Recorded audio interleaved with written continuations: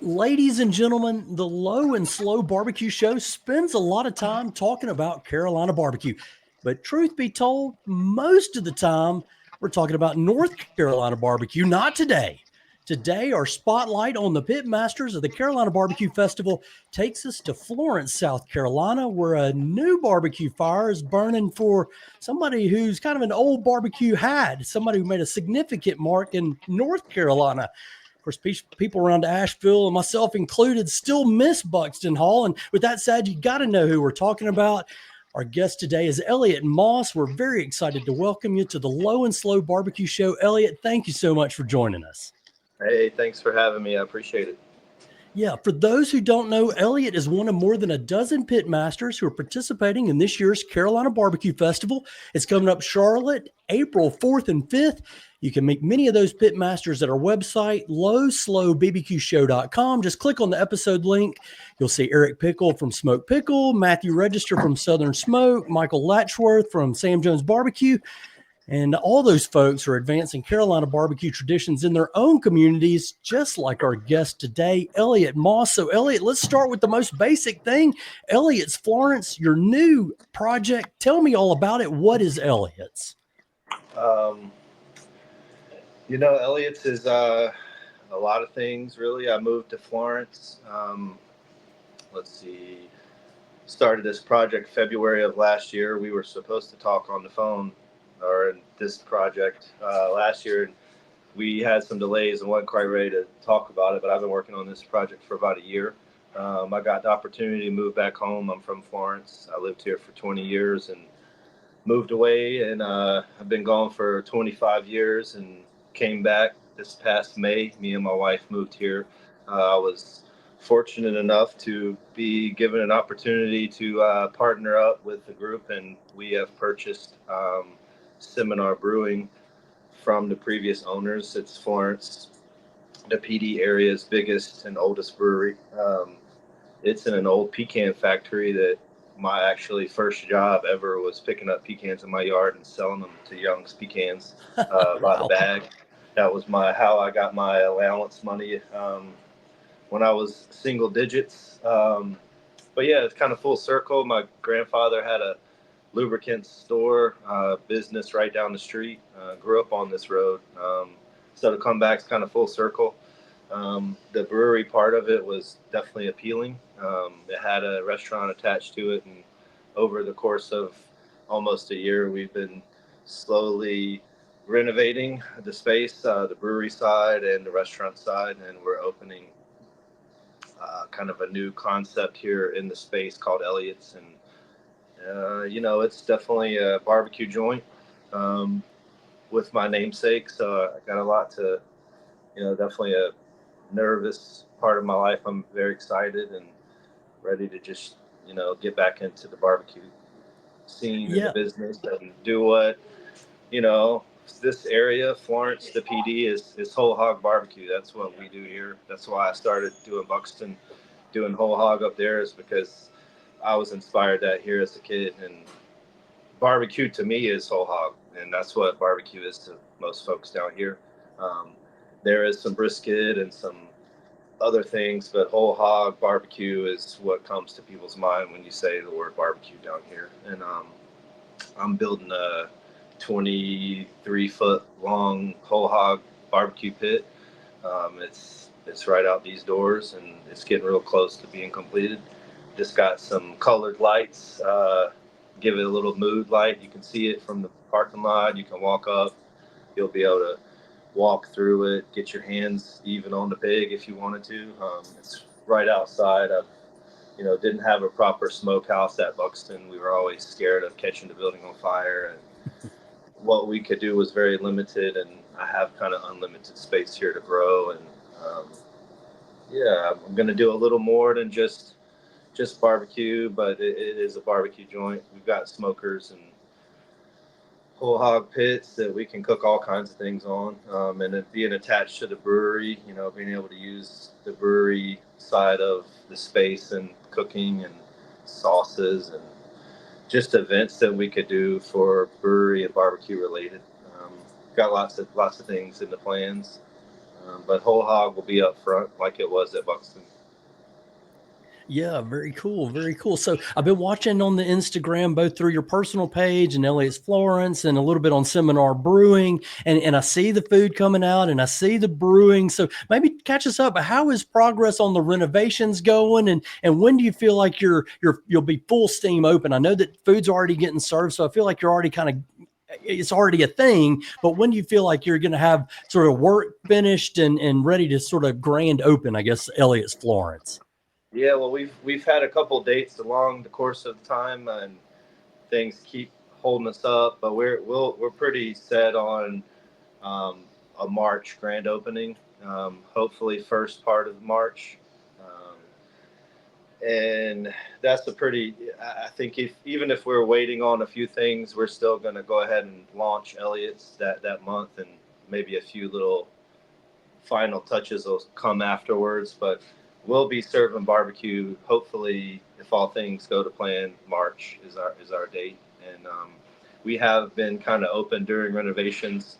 I was, you know, I was given a kitchen with a menu and a staff, and I didn't want to disrupt any of that like too early Mm, because we aren't allowed to really cook the barbecue until we get the smokehouse by the health department. So I didn't want to invest too heavy in doing barbecue here, and then us say, "Oh, you can't do that," and then we got to wait 6 months, and then just been kind of waiting on the barbecue pit, and it's getting real close. The menu that we do serve at Seminar will change drastically. We are going to kind of put that menu to sleep, and we'll have some of the favorites that our locals and regulars come for, at least on a hey, secret menu that maybe not everybody knows about. But we're going to focus pretty heavy on the barbecue side of things, at least to start and get our footing under us. And we're real close to I-95, so mm, we anticipate, NASCAR Darlington 500 is like 2 miles down the road, so mm. we have potential to do some pretty high volume, and we just want to be ready for that and not try and make it too fussy at the start. Yeah. Well, so once you do get it open, what are you hoping that someone experiences when they come to see you in Florence? A very unique, one of a kind experience. I think, I'm definitely thinking about other barbecue joints out there, and maybe they are some like this one, but I think we're pretty unique with the brewery attached to it, and we've got a really nice beer garden outside. We're going to have a really nice covered patio. We've got a small little arcade game room with 4 pool tables. Nice. Eight pinball machines, NASCAR sit down racing game, one of the claw machines. We got a little bit of something for everybody. I got a little record store in here selling some records, and we've got a full bar. Um, Hold on, yeah, I'm in the middle of a phone call. Work calls for Elliott Moss there from Elliott's Florence. Again, he's one of the pitmasters at the Carolina BBQ Festival coming up April 4th and 5th at Victoria Yards in Charlotte. Those tickets are on sale right now, carolinabbqfest.org. You can go there, get your tickets, see Elliott at the festival. And Elliott, sorry to interrupt you there. I know you got interrupted, but I want to kind of Oh yeah. take you back just a little bit and get your start. How did you get started into smoking meat low and slow? Take us down that road a little ways. Well, my father was a welder. His father was a welder, and his brother, and I grew up in that business. A lot of fire. Yeah, and we as a family had smokers that they built out of propane tanks. Those were my earliest memories of food as a kid. Was Christmas Eve cooking hogs, Thanksgiving cooking hogs. Talking about real little, um, and that's kind of always been stuck in my head. And when I got into cooking for a living, I was more on the fine dining side of things. After my stint at Chick-fil-A for 8 years, but I just had a I heard too many times in Asheville, like, where do we eat the barbecue at? They had heard of North Carolina barbecue, big touristy town. Everyone's there looking for North Carolina barbecue. And I'm like, y'all Mm-hmm. are on the wrong side of the state. Um, and not until I lived in Asheville for so long, I realized that there wasn't a lot of barbecue out there, and I missed it. And I heard that question, how many, where do we eat barbecue? And I thought that I could give them a product that, was a little special and different, and that's what we did with Buxton. And I gave it a go and felt like we did a pretty good job over there. And somehow that's given me an opportunity to kind of start all over and do it again here in Florence. Yeah. So, from that time that you got your start there in Buxton Hall and kind of filling a need in the Asheville community for barbecue to what Elliot is doing now in Florence, there's been some time that's passed, almost 20 years, if I had to guess, there, give or take a year or two. How do you feel like Yeah. you've evolved as a pit master, as a barbecue provider during all that time? Yeah, I was doing it just as fun and as a hobby and as a, little small catering side hustle maybe here and there. And then Buxton opened and it was my full time, maybe two full time jobs for 8 years. And it just felt like life, that's what my life is. And then that stopped happening kind of abruptly. And yeah, I left Buxton in July of 20 no June of 22. So it's been 2.5 years.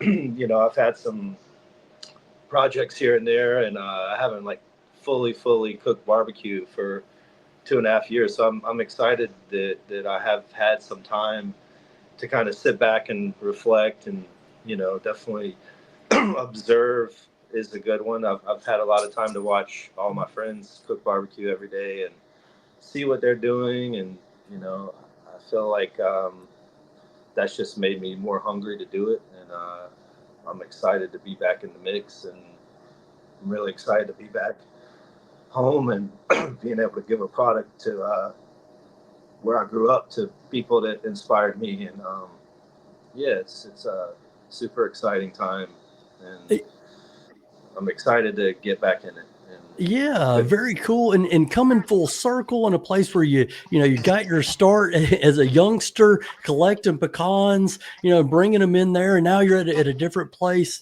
as a barbecue expert.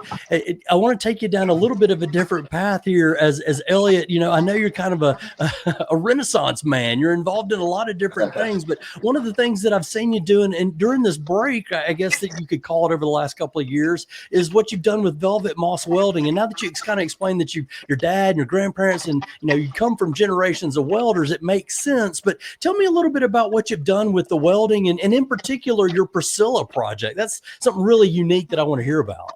Oh well, yeah, that started. I used to have a Lodge cast iron grill, um, and I had it on Instagram a lot, just cooking personally at my house, and everyone kind of back to that. I heard it so many times, people asking me where I got this little Lodge grill from or what it was, and Lodge ended up discontinuing that grill, and they don't make it anymore. And then I had a couple of them just because I liked them as a tool, and I've had an idea about making one for a long time, and then I got involved with some Japanese style yakitori grills.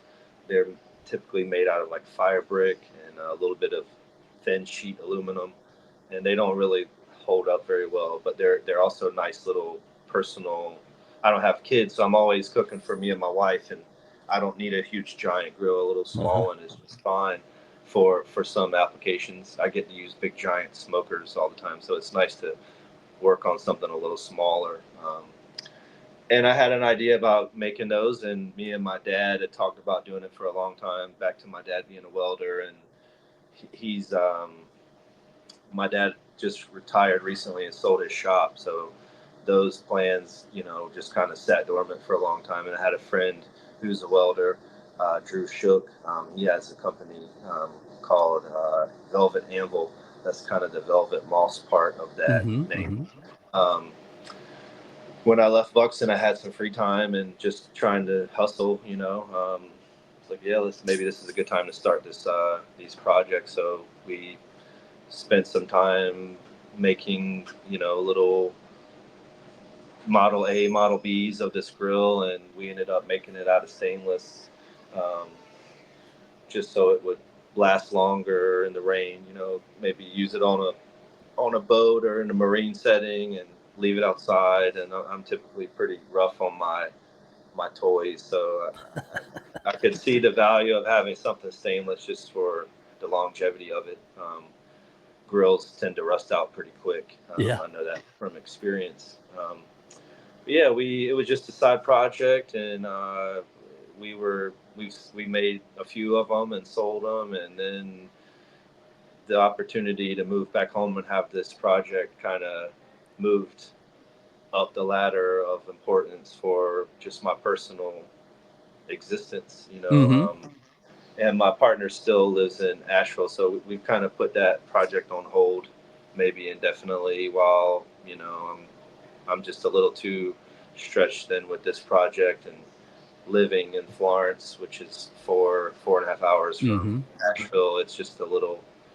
It's something that we may revisit here in the future, but it's on a little hold right now. Sure, sure. You can slide it off to the back burner where you got other things, priority projects on the front burner. And speaking of front burner, that takes us into the Carolina BBQ Festival, which again is going to be coming up in April, just around the corner. So why don't you tell us how you got hooked up with Lewis Donald and the Carolina BBQ Festival? I first heard of him through Brian Furman. Mm-hmm. Brian Furman is a really good friend of mine, and when Brian was hustling out there in between his projects, I think he did a pop up with Donald up there in Charlotte, and I was like, oh, that's cool. That's how I found out about him, and just being a small community of barbecue guys here in South and North Carolina. Charlotte is a kind of a sister city to Florence. I grew up Mm-hmm. going there a lot as a kid, and then it's not too far from Asheville either. The airport, IKEA. There's lots of reasons to take you to Charlotte. So I've always just kind of had my eye on my neighbors and seeing what they're doing, and uh, he asked me to come do the first one, and that was the first one was my right before my last time at Buxton, so I knew that I was probably on the way out of there when I was doing that event. So it was a little Mm-hmm. bittersweet. And then I think there's been 3 or 4 now. I can't Mm-hmm. remember. But I've been a part of it every year, and he keeps asking me to come back. And last year I was supposed to be representing Elliott's, but we weren't quite ready to announce it yet. But this year we will be representing Elliott's, and going to do some whole hog, I would imagine. Yeah, cool. So why do you participate? Why do you keep coming back year after year? There's some selfish reasons. I, we're all friends, the barbecue guys cooking, we're all friends, and just nice to see everyone and Mm-hmm. hang out and get to feed people for good calls. And I enjoy feeding people myself, so it's like a big rush when you can feed, hundreds and hundreds of people, and see all of their expressions of being happy or full. It's just a good time. Um, and I just like cooking hogs, out in different areas in the parking lot, overnight. And, you know, it's just a weird environment to be in. And then you get to do something that seems illegal. Having fire barrels burning and, seeing all kinds of crazy stuff happening, especially in Charlotte at 4 in the morning. I think there was quite a few cops the last time that was trying to contain some mess that was going on around the way. But yeah, it's all that's fun and exciting to me. All of it, the travel, I get to experience another city, Mm-hmm. and get to meet a lot of people. It's like a little work vacation. Yeah. So part of this year's festival is going to be the kickoff, and that's going to include sort of the building of the cinder block pits and the starting of the fire pits and those burn barrels that you talked about. I got a chance to see you guys do that last year, and kind of got to see it on the other side when you and Joel Easton were kind of pulling the hogs off the pit, so folks can be part of the building of that pit. And you've talked about building the pit at your place at Elliott's Florence, 23 feet long. I mean, that sounds like a significant pit. We've got a little bit of time remaining, but I want you to take me a little bit through how you plan to run the operation on the pits there. Are you planning 7 days? Will you be cooking every day? What sort of operations do you have in mind? I've got things in mind. I try to go into projects and new restaurant experiences with an open mind of like this is what I think's going to happen, but time will tell our customers, how busy or crazy it is. Like I could say one thing and then it might change. Sure. I can say that I'm definitely going to have whole hogs on Saturdays, most likely Sundays. Mm-hmm. We may have hogs every day, but those are going to be our big barbecue days where Okay. that's just from my observations. I can see that Saturday is the day that everyone wants barbecue. And Mm-hmm. even growing up in Florence, most of the barbecue places would only be open on the weekends. We are attached to a brewery. Um, I plan on using the smoker and the pit and all of that stuff most every day. I don't know if we'll be cooking whole hogs on it every day, but we do ribs on Friday currently here, and it's turned into a pretty big night for us. And Yep. I think we will continue to do ribs on Friday night, maybe more nights, maybe every night. Mm-hmm. I think we'll be doing some half chickens, sausages. We're really close to the coast here, Mm-hmm. um, and this is a seafood eating part of the country. So I think we will do some fish, Sure. some seafood on the smoker. I've always enjoyed smoked fish. But yeah, that's kind of my rough plans. We do have the smokehouse is right here, right on the side of the restaurant. Mm-hmm. Definitely want to do some tours of it, and if you come in and we're open for service, please ask to come see it. We'd love to show it to you, and plan to have the hogs kind of out on display um, on the weekends. People get a view of us cutting them up, chopping them up. That's Yeah. Nice some of spectator my experience. yeah. We had a little bit of that at Buxton, and that's the one thing that is different about this place is the kitchen is not open, um, where you can see it from the dining room. But I'm trying to bring some of that out into the space with Elliott's when we reopen. And the smokehouse is really really cool. I'm really excited about how it's turning out, and I had a vision for it in my head. And I was hopeful that it would they'd let us build it because the city of Asheville was very not fun to work with on any kind of smoke or fire related build. And Florence has embraced us and opened their arms to us and made That's it great. real easy, and pretty much let me do whatever I want here. And I'm so thankful for that. Yeah, fantastic. So tell me a little bit of secret inside knowledge. That place has got a pecan history. How much pecan wood and pecan flavor will you be trying to inject into the barbecue? Although I know maybe that's not your traditional whole hog smoking wood. Well, I grew up with 7, I think, pecan trees on my pecan. I call them pecans, but That's okay. we Alabama's had pecan. yeah, it's all good in my eyes. But we had it growing up on my property, so Uh-huh. that would have been the wood we probably used as a kid. It is a pretty popular wood down here. A lot of Hmm. pecan trees, a lot of hurricanes come through and tear them down. That's what happened to all the ones in my yard here in Florence. And I have been asking for pecan wood. So we have had it come through. We still have a lot of oak down here, Hmm. hickory. Uh, I'm at the point now where I'm just getting whatever I can take until I can get a, you know, more consistent. Oh, this is what we need every week, and maybe I have a few guys or just a pecan guy. I'm still working on that. Yeah, right on. Okay, so going to wrap it up here with Elliott Moss from Elliott's in Florence, one of the pitmasters at the Carolina BBQ Festival. Elliott, one last question for you. You've kind of been through some ups and downs over your career, just like a lot of folks do, but some personal challenges mixed in there. And here you are, you're back at it. You're getting ready to launch another barbecue adventure. I know it's going to be a great project. We can't wait to see it. What keeps that barbecue fire burning for you? Why do you keep doing it? I don't know. Yeah, I just love it. I can't quit. I don't know what else to do. It's always yeah. I didn't have another option. I love it. I didn't want to quit. No failure. Just I knew I wanted to open another place, and I just tried really, really hard to make that happen. And it's taken some time, and I worked too hard had it before, just to stop and give up. I had too much left that I still wanted to do with barbecue and in the business. So I honestly never, I didn't put a lot of thought like, oh, that was fun while it lasted, or I always knew that there would be another place. I hope that answered your question.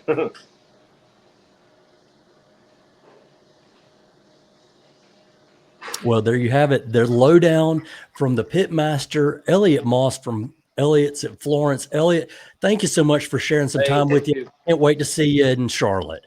Yeah, likewise. And thanks for chatting with me, and sorry it took so long. Hey, no worries at all. Everybody out there, you've been listening to the Low and Slow Barbecue Show. If you like what you hear, just give us a 5-star rating on your favorite podcast stream and share our podcast with your friends. Be sure to visit us at lowslowbbqshow.com. You can subscribe to the newsletter. We'll send you a new podcast right to your inbox. Thanks to our production team at the Mesh.tv network of podcasts, especially Andrew Moose, the man behind the monitors. Thanks again to our guest today, Elliott Moss from Elliott's Florence. Most especially, thank you for listening. Remember, for the best barbecue and the best barbecue podcast, keep it low and slow.